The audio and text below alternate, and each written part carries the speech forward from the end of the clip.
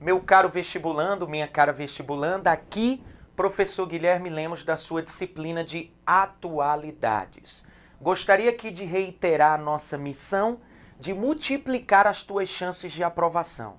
Antes de mais nada, eu gostaria de agradecer muito a repercussão do nosso portal, agradecer a sua fidelidade e reforçar o nosso compromisso em relação à sua aprendizagem significativa, tá bom?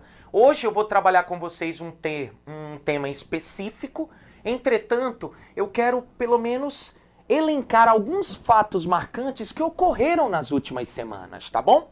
O primeiro trata justamente de um desdobramento de um tema que nós já trabalhamos. Aqui no canal, com certeza, você deve ter acompanhado a aula sobre a pena de morte ou pena capital e o caso Marco Acher, visto que no período em que a aula foi gravada, o primeiro brasileiro, Marco Acher Cardoso Moreira, 53 anos, havia sido executado na Indonésia pelo crime de tráfico de drogas, quando mesmo entrou no aeroporto de Jacarta portando 13,4 kg de cocaína escondidos nos tubos de sua asa delta. Pois bem, vocês devem se lembrar que nós pontuamos durante a aula que um segundo brasileiro, chamado Rodrigo Goulart, estava preso e também na fila para ser executado, visto que na Indonésia mais de 160 estrangeiros presos pelo crime de tráfico de drogas, que pelo comportamento, pela plataforma de campanha que o Joko Widodo, presidente da Indonésia, possui, com certeza serão executados mais cedo ou mais tarde. Vocês devem ter observado que na última terça-feira, Rodrigo Goulart foi executado. Depois de 11 anos preso, 2 laudos médicos confirmando a questão envolvendo a esquizofrenia, os delírios que o mesmo estava passando, mesmo assim, Joko Widodo, numa resolução sobre a lei, afirma que apenas gestantes e menores de 18 anos poderiam escapar da pena, usando essa expressão. Na realidade, Rodrigo Goulart, mesmo esquizofrênico, foi executado.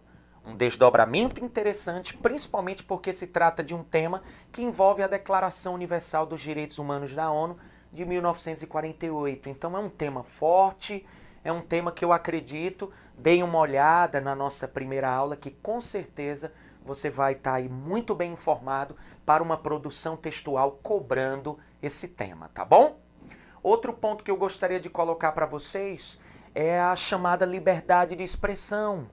Nós estamos acompanhando nos diferentes meios, nas diferentes mídias, a questão da liberdade de expressão que é definida no artigo 5º da nossa Constituição Federal, enfim, como a livre expressão do pensamento de cada indivíduo, seja essa expressão intelectual, artística, científica, sem, obviamente, qualquer censura prévia.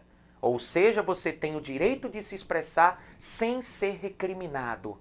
Agora, óbvio, pode ser imputado contra você uma responsabilidade posterior.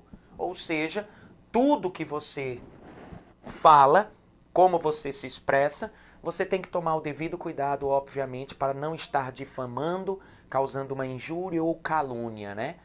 É aquilo que a gente sempre coloca, liberdade sim, respeito sempre, tá bom? Mas, Guilherme, o que é que envolve liberdade de expressão e que marcou as últimas semanas? Galera, vocês devem recordar de uma música que fez muito sucesso no YouTube, chamado Passinho do Romano.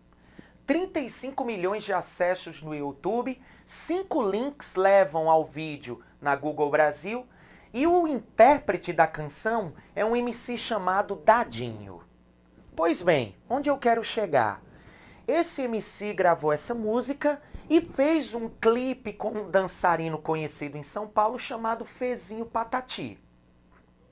Pois bem, esse vídeo teve um sucesso estrondoso no YouTube, só que a Sociedade Beneficente Muçulmana diz que a música profana a lei islâmica. E aí você pergunta por quê?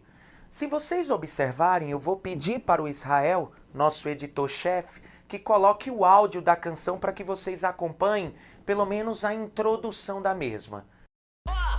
خمس ليس لهن كفارة قال النبي صلى الله عليه وسلم خمس ليس لهن كفارة فارة فارة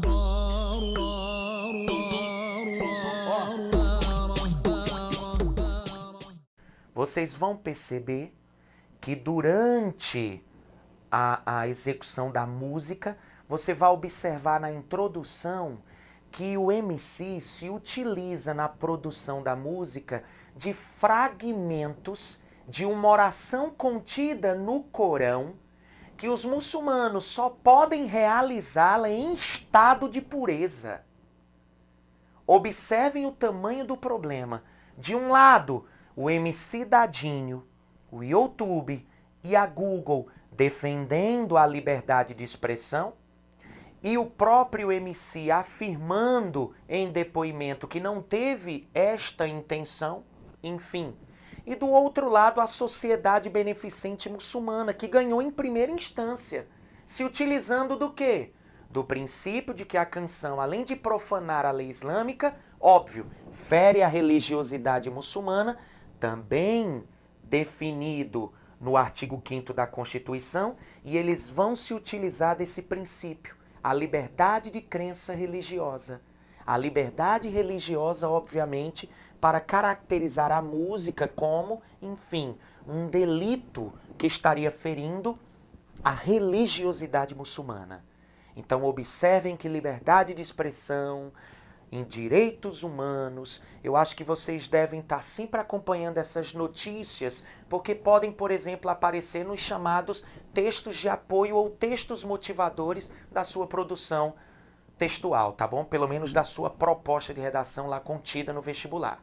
Pois bem, hoje eu vou trabalhar com vocês um tema que também parte de uma notícia que chamou a atenção nas últimas semanas. Em São Paulo existe uma escola chamada Eduardo Raduan. E nessa escola estudava um garoto de 14 anos, chamado Peterson Ricardo Teixeira de Oliveira. 14 anos. Esse adolescente ele foi agredido dentro da escola no momento em que passava no corredor que dava acesso à sala. Os colegas batizaram o corredor como sendo o corredor da morte. E no presente momento em que o Peterson foi passar no corredor, os meninos, obviamente se utilizando de termos bem pejorativos, disseram o filho do gay, o filho do homossexual, para não usar o termo utilizado, tá vindo. E começa aí uma sessão de espancamento. Lógico, a polícia tomou conhecimento do fato através de uma denúncia anônima. O garoto foi pisoteado, principalmente na região do tórax, foi pisoteado, deram chutes, enfim, na cabeça do adolescente. Depois de 5 horas, de acordo com o exame necroscópico, o Peterson teve um mal súbito. E aí as pessoas acreditaram, as agressões tinham alguma relação? Bem, de acordo com o laudo médico, com o exame necroscópico, o que o Peterson tinha era uma cardiomiopatia hipertrófica, ou seja, aquela doença de expansão do coração. E colocaram que a causa de morte do mesmo foi uma causa natural, devido a essa patologia. Mas, na realidade, a família, o casal de pais, enfim, do Peterson e o grupo LGBT, criado em 1990 no estado de São Paulo, não aceitam a versão colocada pelo hospital. Na realidade, eles acreditam que as agressões que o garoto sofreu foi que, obviamente, gerou seu óbito mais tarde. Tá certo? Então, chama a atenção esse fato. Para trabalharmos o quê? Hoje, o nosso tema é a família contemporânea e a sua representação no Brasil. A formação de novas famílias. E a gente vai utilizar utilizar como documento para essa aula, como principal fonte para o embasamento teórico, o Estatuto da Família, o projeto de lei 6583 de 2013 do deputado Anderson Ferreira do Partido Republicano. Tá bom?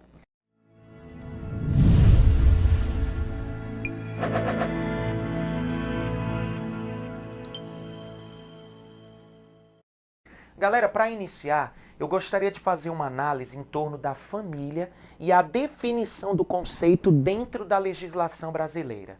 Observem vocês que, pegando como dado a questão da família contemporânea, a gente vai se apropriar de 3 instrumentos legais. A gente vai definir a família dentro do Código Civil de 1916, a gente vai definir a família, e aí vai haver uma profunda alteração do que é família no Brasil, através da Constituição Cidadã, a Constituição Federal de 1988, e ao final a gente vai ver a nova, enfim, a mais moderna das definições do conceito família, presente na Lei 11.340 de 2006. Por incrível que possa parecer, a última definição de família está presente na Lei Maria da Penha, a Lei 11.340 de 2006. Então vamos lá. Pessoal, primeiro pegando a questão do Código Civil de 1916. Não esqueçam que naquele período nós ainda estávamos profundamente influenciados. Nós tínhamos uma sociedade influenciada pelo patriarcalismo institucionalizado. O que significa isso? O Estado era laico. Lógico, a partir do momento, o Estado era laico na questão da aprovação das leis.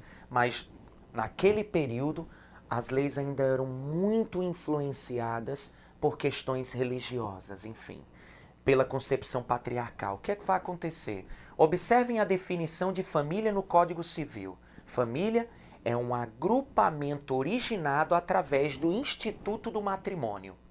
Então, quando você faz aquele rascunho da sua proposta de redação, se o seu tema for formação de novas famílias e você for apresentar um histórico do conceito, já coloque Código Civil de 1916, família igual matrimônio. Ou seja, naquele período, o vínculo familiar através do matrimônio tinha que ser mantido a qualquer custo.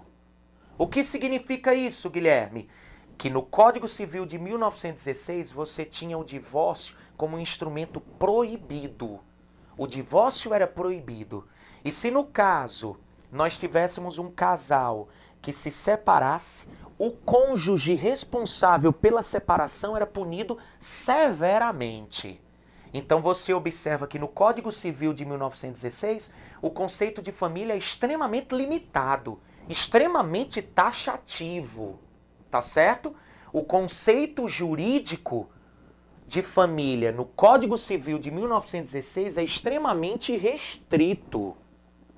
É tanto que quando eu digo agrupamento originado pelo Instituto do Matrimônio, na realidade eu me aproprio até de uma concepção religiosa. O que Deus uniu, nenhum homem pode separar. Essa definição ela é muito importante, tá bom? Tá certo? Pois bem, a Constituição Federal de 1988 vai mudar completamente o conceito de família. Por quê, Guilherme? Primeiro, vai haver a quebra do monopólio do matrimônio como instrumento legitimador para definir o que é família no Brasil. O que significa isso? Nós vamos ter uma ampliação da concepção de família. Por exemplo, na Constituição Federal de 1988, além do matrimônio, vão reconhecer a união estável com efeito civil. Além do matrimônio e da união estável, eles vão reconhecer as famílias de pais separados, a família monoparental. E aí você pergunta, mas Guilherme, qual foi o princípio que fez com que a Constituição Federal de 88 mudasse tanto a definição de família? O princípio da dignidade da pessoa humana. O que significa isso, pessoal? Observem, princípio da dignidade da pessoa humana significa que você tem o direito de livre expressar a sua afetividade enquanto cidadão. Ora, se agora entra a questão do afeto, observem vocês que a Constituição Federal de 88 vai nos definir a família de uma forma mais ampla. Todo e qualquer agrupamento onde os seus membros formadores se enxergam, ou seja, enxergam uns aos outros como um familiar. Observem a definição. Todo e qualquer agrupamento em que seus membros se enxergam uns aos outros como familiar. E aí você diz, mas Guilherme, por que você diz que a Lei Maria da Penha ela vai colaborar principalmente para o reconhecimento das uniões homoafetivas? Galera, observem vocês. Código Civil de 1916, matrimônio. Constituição Federal de 1988, matrimônio, união estável, família monoparental.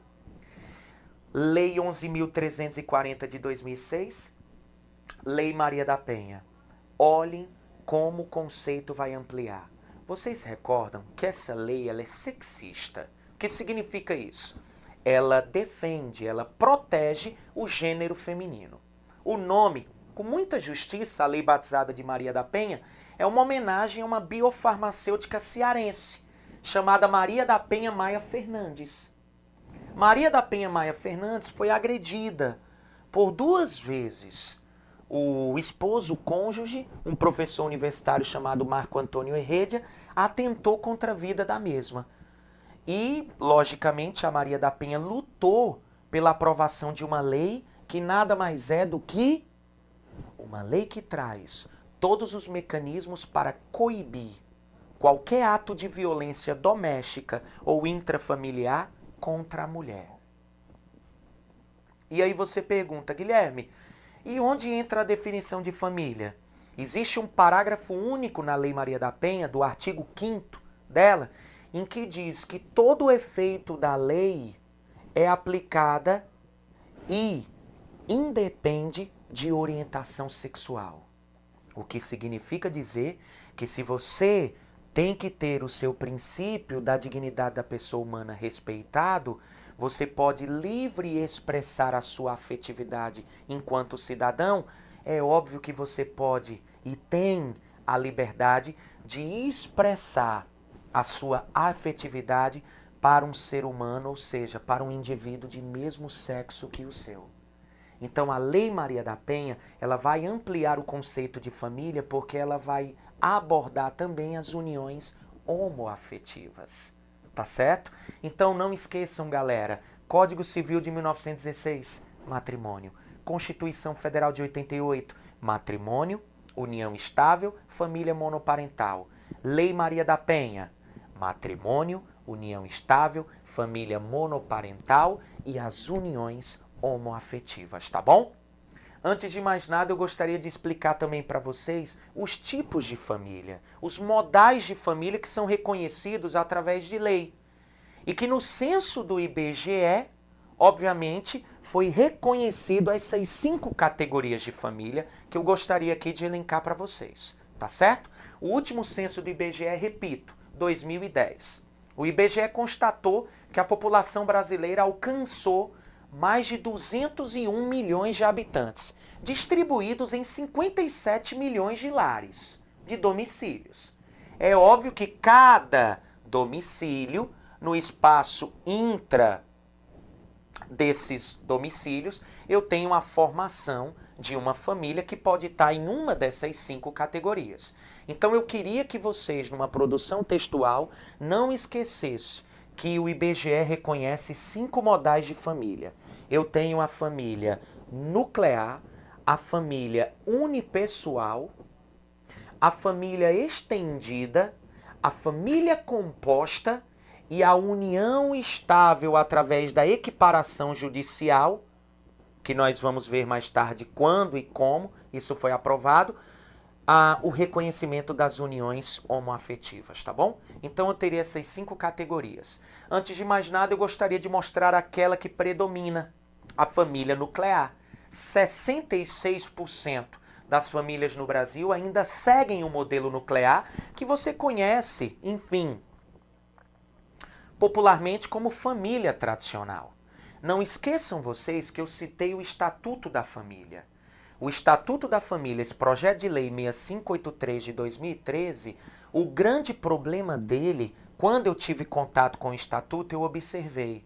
O banho de água fria, principalmente na comunidade LGBT, foi a questão do artigo 2º, que define que a entidade familiar é aquela formada pela união entre um homem e uma mulher, ou um de seus pares e seus descendentes. Ou seja, o Estatuto da Família tenta reforçar o conceito de família lá do Código Civil de 1916 que nós já citamos.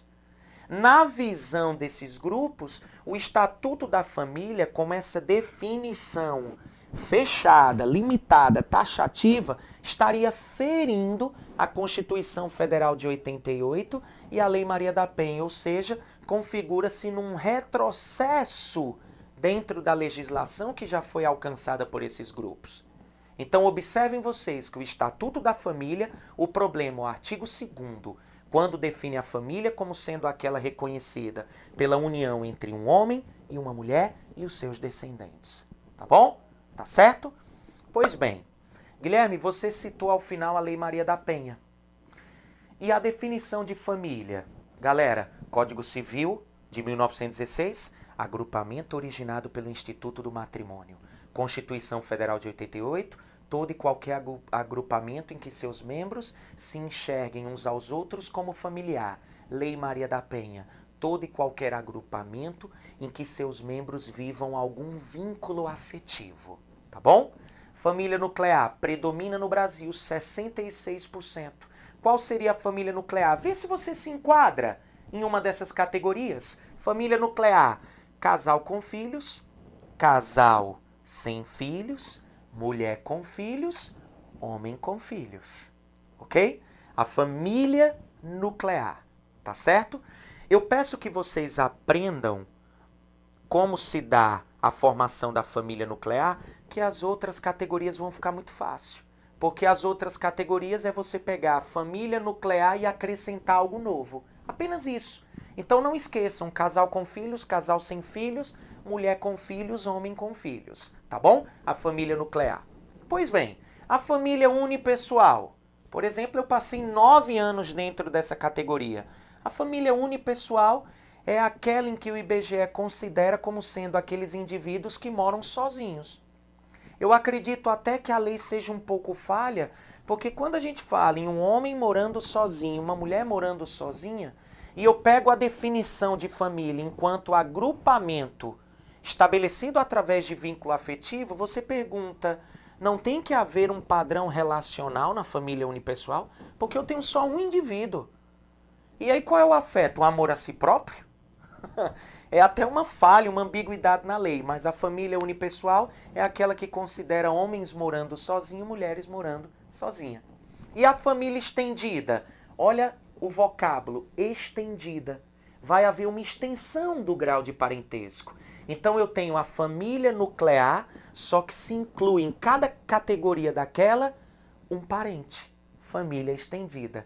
Casal com filhos e outro parente. Casal sem filhos e outro parente, mulher com filhos e outro parente, homem com filhos e outro parente. Então você observou, é a família nuclear mais um parente que é agregado. Tá bom? Tá certo? E a família composta? 2,5%, ou seja, é a categoria que apresenta o menor número de famílias enquadrada na mesma. A família composta é aquela onde você pega a família nuclear e agrega uma pessoa que não é parente. Casal com filhos e um não parente.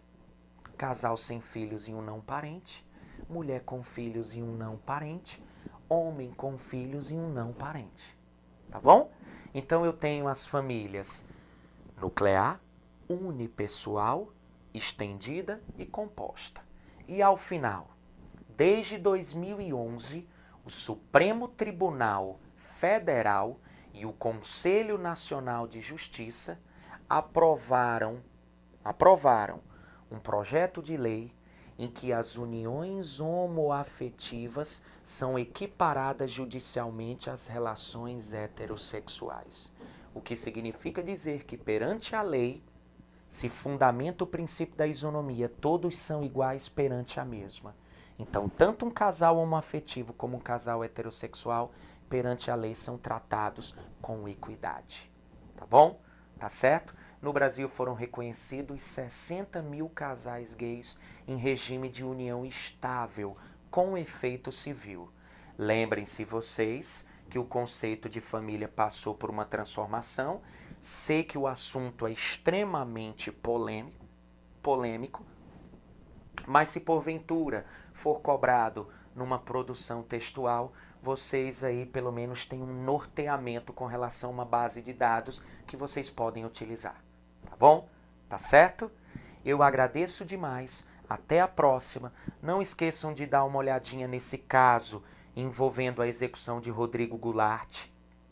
Ok? Será que Joko Widodo não praticou, pelo menos autorizou a prática da execução como um lobby político, ao invés de estar utilizando mesmo a pena de morte como um instrumento para reduzir a criminalidade?